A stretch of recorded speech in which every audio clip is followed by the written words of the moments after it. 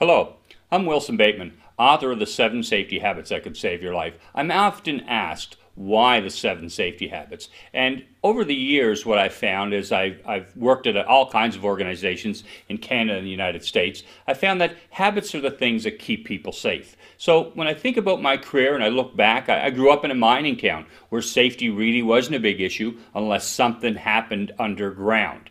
So when I started to think about habits that they had back in those days, some of those habits really weren't great, especially off the job.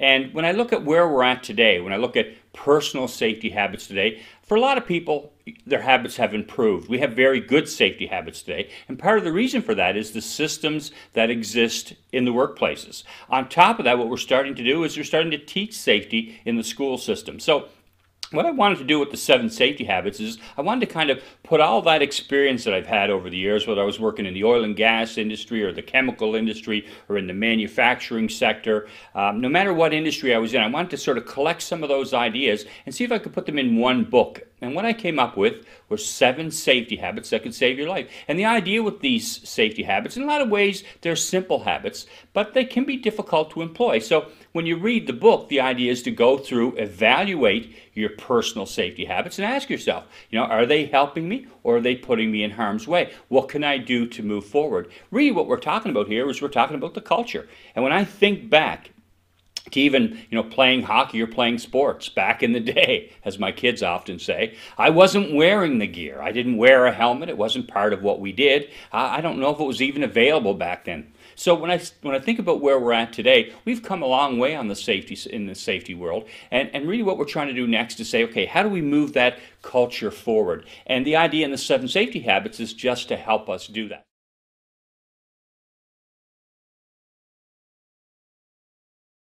This habit that you're looking at now is the first in the series. It's the first habit. Number 1, think safety's hard. Now that may sound like an oversimplification, but the idea here is I've often found safety to be hard.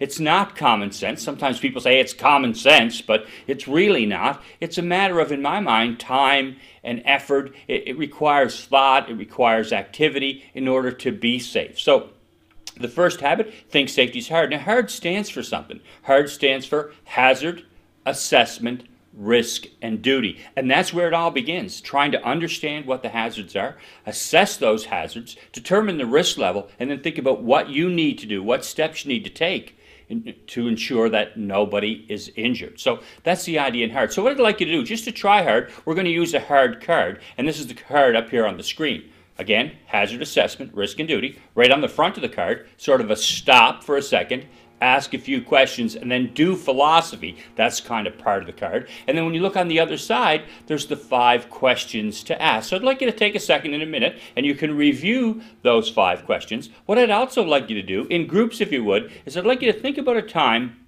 when you learn safety the hard way. It doesn't have to be a serious incident, but a minor incident that you can share with some folks in your group. So spend a couple of minutes. Think about a time that you learned safety the hard way, and we'll see you shortly.